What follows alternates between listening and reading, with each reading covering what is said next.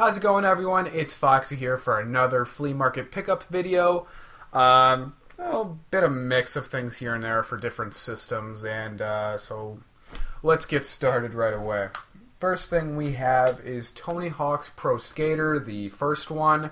Now, I've said this in a previous video, I think it was like 2 videos prior to this one, that Tony Hawk games in general don't go for that much money, and this is true. Even with the first 2, they're not really worth all that much. I've seen people at the flea markets try to get like $30 out of them.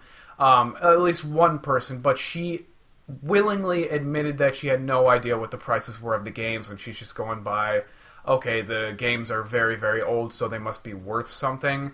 Not the case. And usually with people like that, they're either ridiculously cheap on games or very, very, very overpriced, but either way, they don't really know. So it's one of those things where it's just like, well, I can't really blame them exactly. But anyway, Tony Hawk's Pro Skater, big fan of the series, at least in the earlier games, like the first 2 and then 3 and 4 I love. Wasteland, American Wasteland was pretty good. Proving Ground I didn't like. Shred was shit.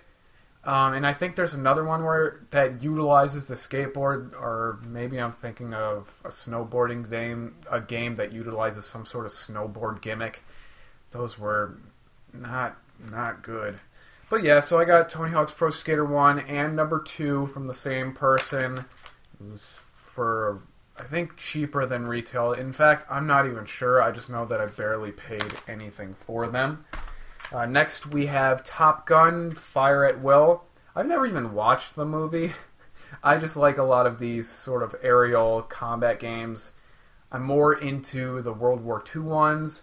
However, playing ones like this and, Ace Combat, are good as well, in my opinion.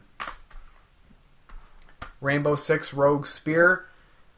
I've really not played that many Rainbow Six games. I've played the second Vegas one, Graw 2. I've been wanting to play Future Soldier, honestly.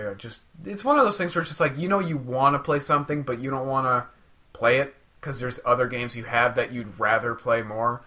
Kind of like that whole situation, but I'll eventually get to them, just like I'll eventually get to this game. I've always loved the cover of this one ever since I was a little kid, so when I saw this, I was like, you know what, I'm just going to buy it for the cover. I don't even give a shit. So, that was that. Let's see. Let's do this. I got Animal Crossing. This was a gift for my fiance a very long time ago, and we just moved in, so I figured I'd throw this into the video anyway, since I didn't want to make the video and then say, this was a gift from my fiance, and then she'd see the video, and then she'd know automatically what I bought her. You know what I mean? So, yeah, I'm actually a very, very big fan of the Animal Crossing games. Same thing with Harvest Moon. Games that don't really seem like I would play based off my other videos. Like, I play a lot of, like, very mature rated games, and then Animal Crossing.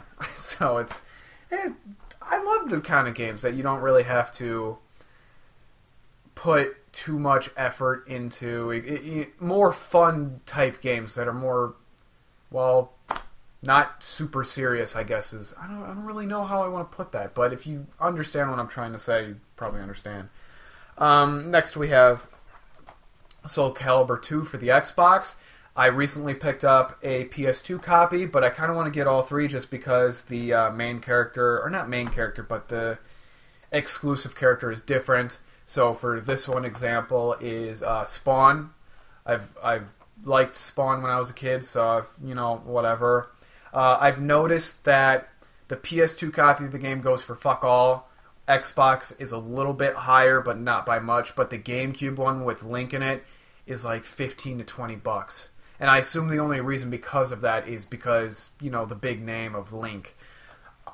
You would have to tell me if I'm right or not, but I'm fairly certain. Next is Pirates, The Legend of Black Cat.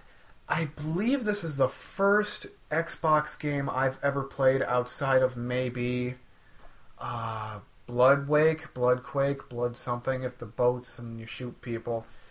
But me and my dad have played this when I first got the system a long time ago, and we both fell in love with the game. So when he came across the game, he's like, Jason, buy the fucking game now. And I go, why don't you fucking buy it? Well, he didn't tell me what it was at first. I'm like, why'd you fucking buy it? It's like, look what game it is. And I go, oh, okay. So we bought it together. We just split half the money, even though it was only like it's $2 or $3. Either way, I fucking love that game. I know I'm swearing a lot this episode, but whatever. Next is Baldur's Gate, Dark Alliance 2. I thought this was more rare than the first one, but apparently I'm not correct, or maybe I'm thinking of Champions of Norath. I know it's one of the 3 games that's really, really uncommon, so... but anyway, I do really enjoy the Dark Alliance games, Boulder Gate, or whatever you want to call them. They're a lot of fun. Unfortunately, we don't have games like this anymore, except maybe like Dragon Age, I think. I don't know, I haven't played it, you'd have to tell me. But I miss games like this. We really need something like this on the PS4, Xbox One, Wii U generation of systems, because I don't really know that many people that didn't like the Baldur's Gate games. I'm sure there's those out there, but, you know. Next is True Crimes New York City.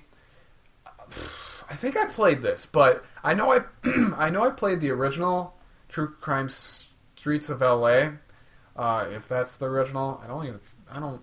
This is the sequel, right? It doesn't say number 2, and I'm not really entirely sure. But if I have played this, I don't remember it, and that's not necessarily a good sign. But you know. Next is SWAT Global Force Team, or Global Strike Team. This game's so goddamn hilarious. You don't have to really shoot anyone. You can just scream at the people the entire time, like, drop your weapons, or drop your fucking weapons, whatever they're screaming. And then they do drop the weapons and just, you know, raise their hands up, and you can just zip tie them. It's so funny. I absolutely have to play this, whether it be a Let's Play, whether it be a review, because it's so worthy of a video.